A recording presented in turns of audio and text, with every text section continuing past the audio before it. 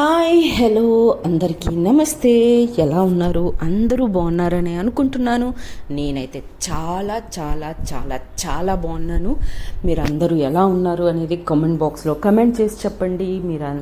And welcome back to our channel eleven pride. And మీరు వింటున్నారు married women. Okay, చూసారా? తాయి సిరీసెస్ చెప్పేటప్పుడు ఇంత జోస్ లేనే లేదు నా దగ్గర. అసలు నేనేదో ఎగ్జామ్ కాపీ కొట్టి రాస్తున్నట్టే అనిపించింది. ఎందుకంటే ఏదైనా నా కష్టంతో నేను సంపాదించుకోవాలి అనుకునే టైప్ని కాబట్టి నాకెందుకో అవి చెప్తుంటే చెప్పాలనిపించలేదు. బట్ ఇప్పుడు చూడండి ఎంత జోష్ ఉందో, నా స్టోరీ నా సొంతం అన్న ఇది ఫీల్ ఉంది. సో ఎనీవేస్, నా అపాలజీ అందరూ యాక్సెప్ట్ చేసి నన్ను క్షమించినందుకు మనస్ఫూర్తిగా, సో అందుకు గాను ఇన్ రిటర్న్ నేను కూడా మనస్ఫూర్తిగా మీ అందరికీ చాలా చాలా చాలా చాలా థ్యాంక్స్, ధన్యవాదాలు చెప్పుకుంటున్నాను. అండ్ ఇక ముందు ఇలాంటి పిచ్చి స్టెప్స్ వెయ్యనని కూడా మాటిస్తున్నాను. అండ్ అయ్యి కొంచెం ఆశ పెట్టానో తెలీదు, మేబీ కొంతమంది ఇంట్రెస్టింగ్గా ఉండొచ్చు. బట్ యూనో దాన్ని ఏమంటారు, వెయిట్ చేస్తూ ఉండొచ్చు. అరే చెప్తానన్నారు కదా, సరే మనకు అక్కడ సరిగ్గా అర్థం కాలేదు ఇక్కడైనా. బట్ సారీ అబ్బా, ఆ విజువల్ ట్రీట్ నేను ఇవ్వలేను. సో వాయిస్ ట్రీట్ అయితే ఇవ్వగలుగుతాను కానీ విజువల్ ట్రీట్ నేను ఇవ్వలేను, అందుకని స్కిప్ చేసేసాను తాయి. ఓకే, సో ఇంకంతే. ఎనీవేస్, మళ్ళీ థ్యాంక్స్ చెప్పుకుంటున్నాను మీ అందరికీ. ఓకే, ఇక మన స్టోరీలోకి వచ్చేద్దాం ఇంకా లేట్ చేయకుండా. ఓకే, సో ఓపెన్ చేస్తే, కాకపోతే నా రిక్వెస్ట్ ఒకటే, నేను ఎప్పుడు స్టోరీస్ చెప్పినా నా రిక్వెస్ట్ ఏంటి అంటే, మీరు కళ్ళు మూసుకొని మంచిగా హెడ్సెట్స్ పెట్టుకొని అలా బెడ్ మీద పడుకొని అలా వింటూ ఉండండి, ఇమాజిన్ చేసుకుంటూ ఉండండి, అలా నిద్రపోకుండా ప్లీజ్. కథ మొత్తం వినండి. ఓకే, అండ్ నచ్చిందనుకోండి, ఆల్రెడీ మన గ్రూప్లో మన ఫ్యామిలీలో ఉన్న వాళ్ళకి పెట్టగానే నచ్చుతుంది కాబట్టి లైక్ కొట్టండి, షేర్ చేయండి, కమెంట్ పెట్టండి, హైప్ చేయండి. ఓకే, ఇవన్నీ రెగ్యులర్. అండ్ కొత్తగా ఎవరైనా సబ్స్క్రైబ్ చేసుకొని ఉంటే ఛానల్ని, మీరు ఫస్ట్ స్టోరీ వినండి, ఎక్కడో ఏదో ఒక పార్ట్లో మీకు నచ్చుతుంది కదా, అక్కడ లైక్ ఇవ్వండి, కమెంట్ పెట్టండి. ఓకేనా? అప్పటి వరకు వెయిట్ చేస్తాను నేను. Anyways, let's get in to the story now. So cut చేస్తే, ఓపెన్ చేస్తే అర్ధరాత్రి 11:30 12 మధ్యలో హైవే మీద చాలా చీకటిగా ఉంటుంది. ఒక కార్ చాలా ఫాస్ట్గా డ్రైవ్ చేస్తూ ఒక అమ్మాయి వెళుతూ ఉంటుంది. ఒక 23-24 ఉంటాయి ఏజ్. బాగా ఏడుస్తూ, మనసు గాయపడిన ఎమోషన్స్ అనమాట. సో బాగా ఏడుస్తూ, ఒక చేతుల్లో ఒక బాటిల్, ఒక చేతిలో స్టీరింగు పెట్టుకొని, మంచి బాడీ వేసుకొని, అసలు అలా ఫాస్ట్గా ఎక్కి ఏడ్చుకుంటూ ఫాస్ట్గా వెళ్తూ ఉంటుంది ఒక కార్. ఓకే, సో ఆ అమ్మాయి ఏడవడానికి కారణం ఏంటి అనేది మన ఫ్లాష్ బ్యాక్లో వచ్చే స్టోరీ అనమాట. సో ఆ అమ్మాయి ప్రస్తుతానికి ఎందుకు ఏడుస్తుంది అనేది మనకు తెలియాలి కదా, అందుకని వెనక్కి వెళ్ళిపోదాం. సో స్టోరీ వెనక్కి ఏంటంటే, తన చిన్నతనం వయసు నుంచి వద్దాం. సో తనకు ఒక 6-7 ఇయర్స్ ఉంటాయి. తన పేరు ఝాన్సీ. అండ్ వాళ్ళ నాన్నగారు కిక్ బాక్సింగ్ ఛాంపియన్, అండ్ వాళ్ళ అమ్మ మామూలు హోమ్ మేకర్. సో వాళ్ళ నాన్నకి ఏంటి అంటే, తను కిక్ బాక్సింగ్ ఛాంపియన్ కావడం వల్ల స్పోర్ట్స్ కోటాలో గవర్నమెంట్ జాబ్ ఉంటుంది. సో బట్ గవర్నమెంట్ జాబ్ ఏముంది, 9 to 5 కదా. సో మిగతా టైమ్స్ ఫ్రీగా ఉంటాం కాబట్టి, నాలాగా కిక్ బాక్సింగ్ మీద ఇంట్రెస్ట్ ఉన్న వాళ్ళకి ట్రైనింగ్ ఇవ్వాలి, నా స్కిల్స్ని 10 మందికి పంచాలి అన్న సదుద్దేశంతో ఆయన ఒక చిన్న కిక్ బాక్సింగ్ స్కూల్ స్టార్ట్ చేస్తాడనమాట. మంచిగా స్టార్ట్ చేసి మార్నింగ్ ఒక 2 hours స్కూల్, తర్వాత మార్నింగ్ 5 to 7 ఉంటుంది కిక్ బాక్సింగ్ స్కూల్. ఆ తర్వాత మళ్ళీ సాయంత్రం పిల్లలు స్కూల్ నుంచి వచ్చాక ఒక 1 అవర్ ఫ్రెష్ అయినా కూడా మళ్ళీ ఒక 5-5:30కి అట్లా స్టార్ట్ అయ్యి ఒక 4 అవర్స్ 9 వరకు అట్లా ఇలా కిక్ బాక్సింగ్ స్కూల్ అనేది ఉంటుందన్నమాట. సో వాళ్ళ నాన్నతో పాటు రోజు ఝాన్సీ కిక్ బాక్సింగ్ స్కూల్కి పొద్దున వెళ్ళేది.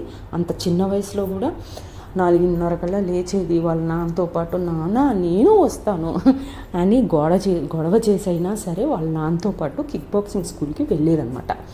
పొద్దున వెళ్ళేది, వచ్చాక స్కూల్కి వెళ్ళేది, మళ్ళీ వచ్చాక వాళ్ళ నాన్నతో పాటు సాయంత్రం మళ్ళీ వెళ్ళేది.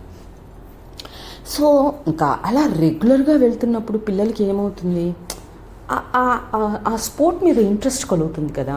సో ఝాన్సీకి కూడా అలానే అనమాట.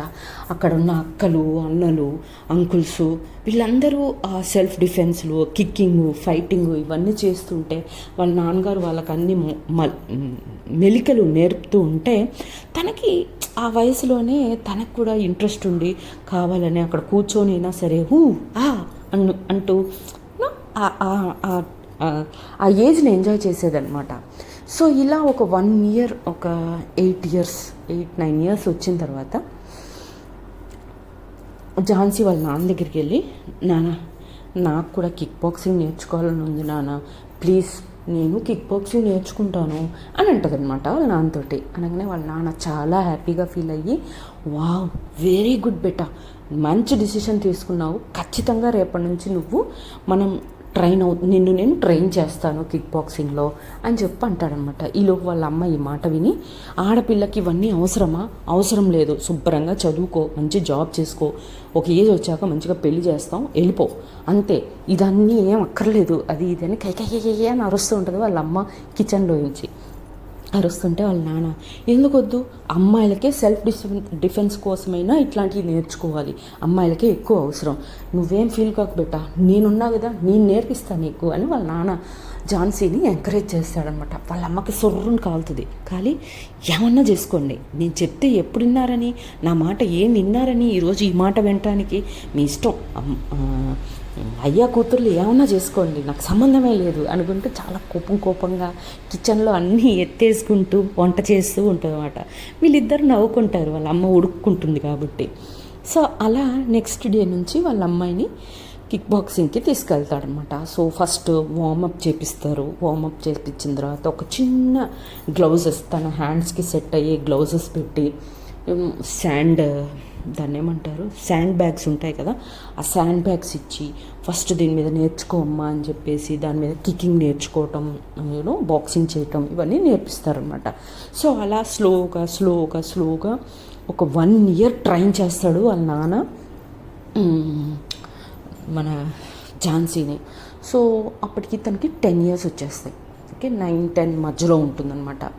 సో 9-10 ఇయర్స్కి మంచి అన్నీ ఆ ఏజ్కి తనకి ఎంతవరకు అప్ టు ద మార్క్ ఎంతవరకు చేయగలడో వాళ్ళ నాన్నగారు అంత బాగా నేర్పిస్తాడు. అండ్ మోర్ ఓవర్ ఝాన్సీకి ఇంట్రెస్ట్ ఉంది కాబట్టి వాళ్ళ నాన్న లేనప్పుడు కూడా తను ఒంటరిగా ప్రాక్టీస్ చేసుకోవటం అవసరం. అండ్ ఇవన్నీ కూడా సెల్ఫ్ ఉన్నప్పుడు ఆటోమేటిక్గా ఇంట్రెస్ట్ వచ్చేస్తుంది కదా మనకి. సో అలా తను రోజు వాళ్ళ నాన్న వద్దన్నా కూడా తను రోజు ఇంటి దగ్గర కూడా ప్రాక్టీస్ చేయటం, అన్నీ పగలగొట్టడం ఇవన్నీ కూడా చేస్తుంది అనమాట. వాళ్ళ అమ్మతో తిట్లు డైలీ ఉంటాయి ఇద్దరికి, అయ్యకి కూతురికి ఇద్దరికి.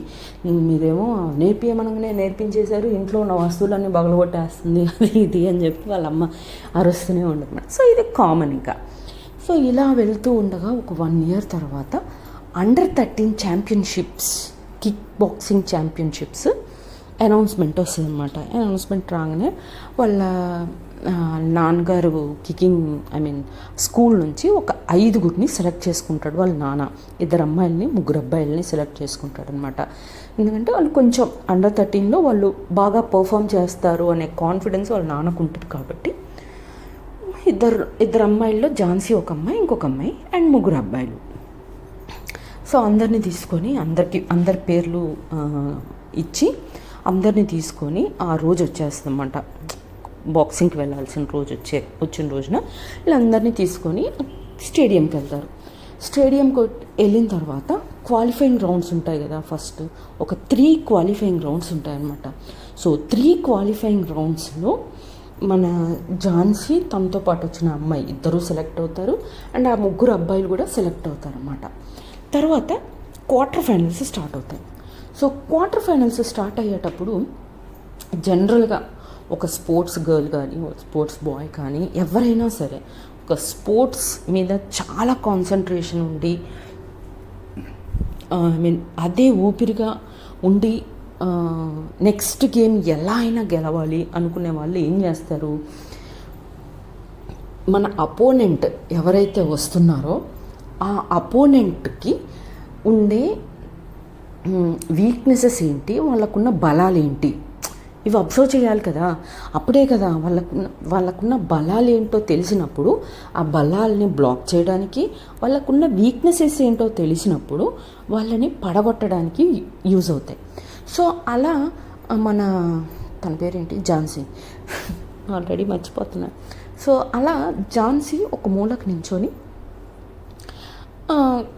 క్వాలిఫై అయిన వాళ్ళ క్వార్టర్ ఫైనల్స్లో ఎవరెవరు ఎలా ఆడుతున్నారు ఏంటి, ఎందుకంటే నెక్స్ట్ రౌండ్ తను వెళ్ళాలన్నమాట. సో ఎవరు ఆడతారో తెలియదు కాబట్టి ప్రతి ఒక్కరిని అబ్జర్వ్ చేసుకోవాలి వాళ్ళు. సో అలా ఒక చోటు నించొని అబ్జర్వ్ చేస్తూ ఉంటుంది అన్నమాట. ఎవరు ఎలా కిక్ చేస్తున్నారు, వాళ్ళని ఎలా బ్లాక్ చేయాల్సి ఉంటుంది అన్నీ అబ్జర్వ్ చేస్తూ ఉంటుంది ఒక చోట కూర్చొని. సో నించొని అబ్జర్వ్ చేస్తూ ఉంటుంది అన్నమాట. ఆ రింగ్ దగ్గర ఒక అమ్మాయి సడన్గా ఉరుక్కుంటా వచ్చి ఝాన్సీని డాష్ ఇస్తుంది, గుద్దుకుంటుంది. కానీ ఝాన్సీ చాలా వెరీ ఫిట్ పర్సన్ అవ్వడం వల్ల తన ఇంచు కూడా కదలదు. కానీ అవతల అమ్మాయి డమాలం కింద పడుతుంది అన్నమాట. కింద పడి అవుచ్ అంటది. అనగానే ఝాన్సీ వెంటనే ఆ అమ్మాయి వైపు తిరిగి ఓ ఐఎమ్ సారీ అని అంటుంది అన్నమాట. అనగానే ఆ అమ్మాయి మొహం ఎంత జుట్టు తన మొహం మీద జుట్టు అంతా పడిపోయి ఆ అమ్మాయి మొహం కనపడదు. ఈలోపు ఆ అమ్మాయి తన హెయిర్ని అలా ఎగిరేసి ఇట్స్ ఓకే, యాక్చువల్గా తప్పు నాదే, నేనే చూసుకోకుండా వచ్చి మిమ్మల్ని గుద్దేసుకున్నాను అని అంటుంది అనమాట.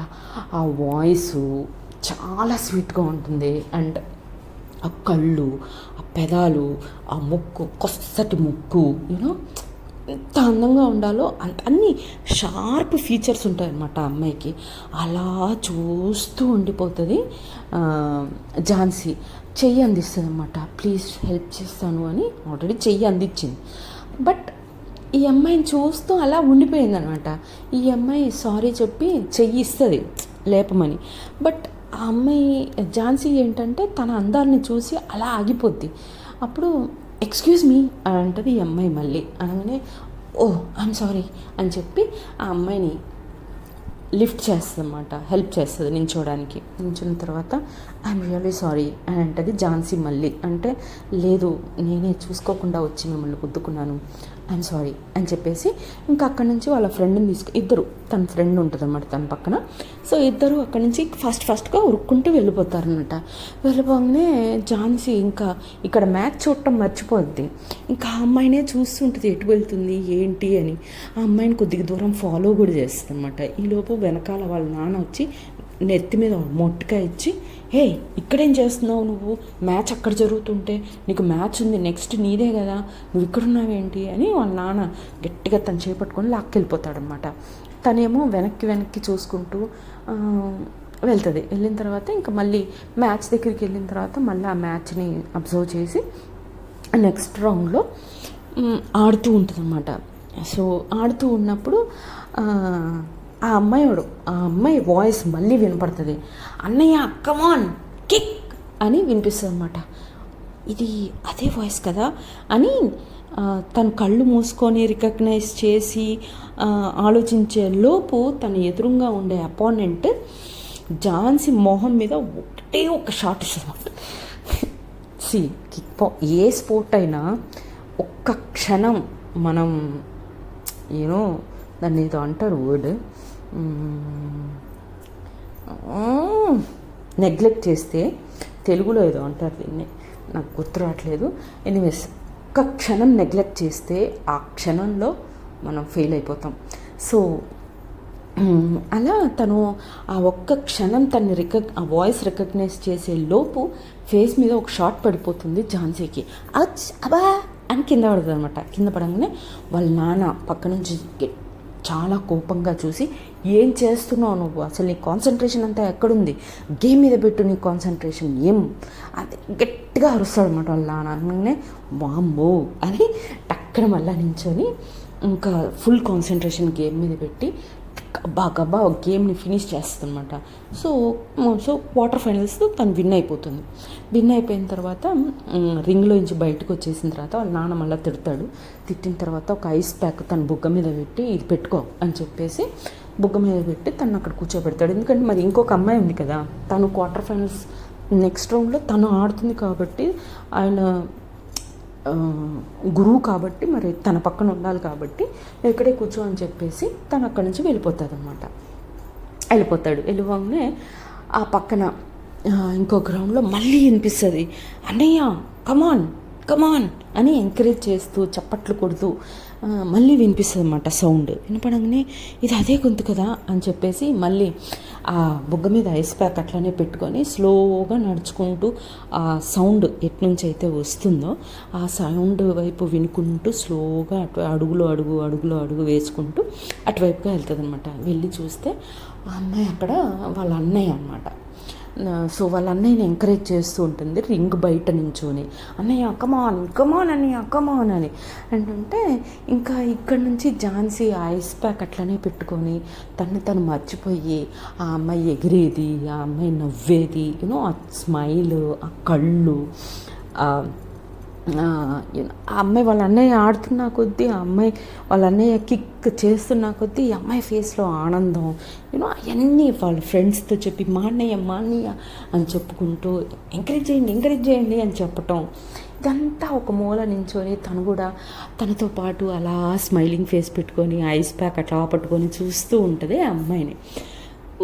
ఈలోపు మళ్ళీ వాళ్ళ నాన్న, అబ్బా ఏమైంది నీకు, ఒక చోట కూర్చోపెడితే కూర్చోవు, ఒక చోట ఉండమంటే ఉండవు, ఎక్కడ పడితే అక్కడ తిరుగుతున్నావు, పద అయిపోయింది మ్యాచ్ వెళ్దాం అని అంటదన్నమాట.